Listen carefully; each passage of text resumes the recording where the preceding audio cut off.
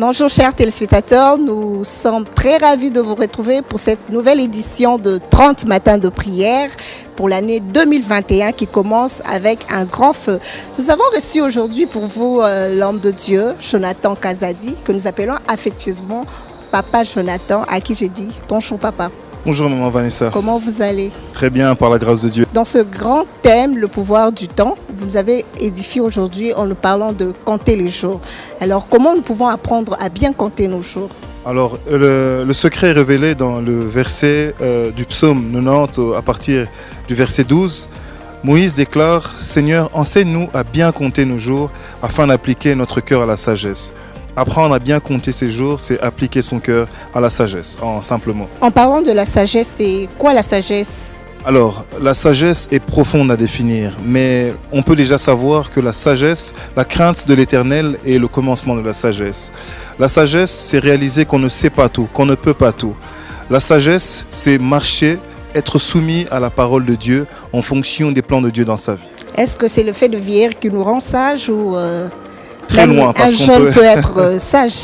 Absolument, absolument. La Bible déclare dans le livre de Jacques que celui qui manque de la sagesse qu'il en demande. Okay. Il est possible très jeune d'obtenir une sagesse parce que Dieu fait grâce à qui il veut, à l'âge qu'il veut. Ok. Nous avons beaucoup appris de ce message ce matin. Vous nous avez parlé de compter les jours. Alors, si nous pouvons encore revenir un peu en arrière, comment un jeune aujourd'hui peut apprendre à compter les jours? Parce que tout autour de lui ne lui permet pas d'être concentré dans la vie chrétienne. Est-ce que ça serait un peu facile pour lui de bien apprendre à compter les jours? Alors, il est important de savoir que les jours passent, mais les jours ne se ressemblent pas. Ok. Et la première chose qu'il faut savoir, c'est que le bon comptage des jours, c'est celui qu'on fait selon le Créateur des jours, selon notre Dieu. Bien compter ses jours, c'est ne pas vivre en fonction des critères du monde, mais en fonction de la parole de Dieu. En fonction de comprendre le plan de Dieu dans sa vie, nous permet de marcher selon les jours que Dieu nous a donnés. La terre est comme une garde-robe et notre attitude est l'habit qui détermine l'éternité que nous voulons. C'est votre citation de ce matin, est-ce que vous pouvez... Absolument.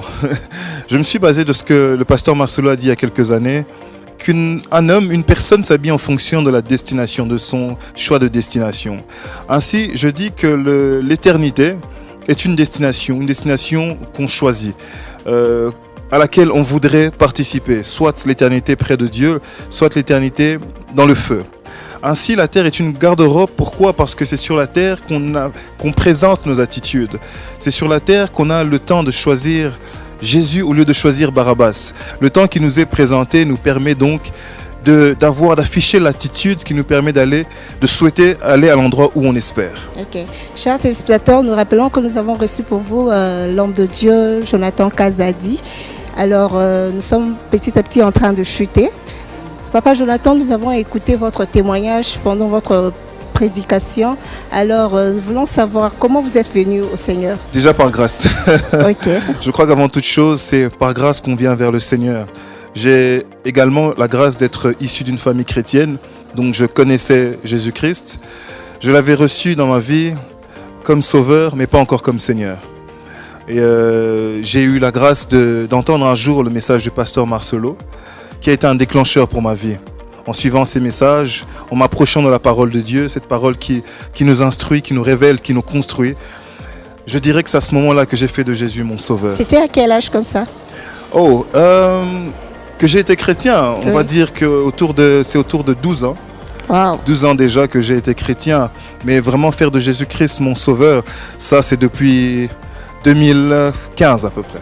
Gloire à Dieu. Amen. Alors, par rapport à votre message, nous voulons aussi qu'aujourd'hui, un jeune qui vous suit, s'il peut avoir l'opportunité de faire partie de cette grande famille des enfants de Dieu, alors nous comptons sur votre prière de ce matin pour appeler ces gens-là qui sont encore dans le monde afin de venir au Seigneur. Alors mon message est simplement qu'on ne peut pas vivre une saison sans le créateur de la saison. Il n'est pas possible de vivre le temps sans celui qui fait le temps. Je me souviens lorsque j'ai échangé avec le pasteur Marcelo, je disais, mais pasteur, est-ce que 5 ans, est-ce que 6 ans dans le Seigneur, ce n'est pas peu? Il me disait, Jésus-Christ, après 3 ans, a laissé le ministère aux disciples.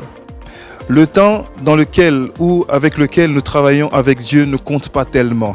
Ce qui compte, c'est notre faculté à obéir à sa voix. Ce matin, je voudrais dire à un homme, à une femme, à un bien-aimé, qu'il n'est jamais trop tard pour venir vers le Seigneur. Que Dieu étend toujours sa main, qu'il est là, qu'il veut nous amener dans le plan parfait qu'il a prévu pour nous. Le temps ne nous appartient pas, le temps est soumis à Dieu. Alors, chers téléspectateurs, vous qui nous avez suivis aujourd'hui, il est important de savoir compter les jours afin d'être sauvés, afin de faire partie un jour de cette grande famille des enfants de Dieu. Nous avons été ravis de vous retrouver en ce matin. Nous vous fixons rendez-vous pour demain et à très bientôt pour la suite de 30 matins de prière. Merci, que Dieu vous bénisse.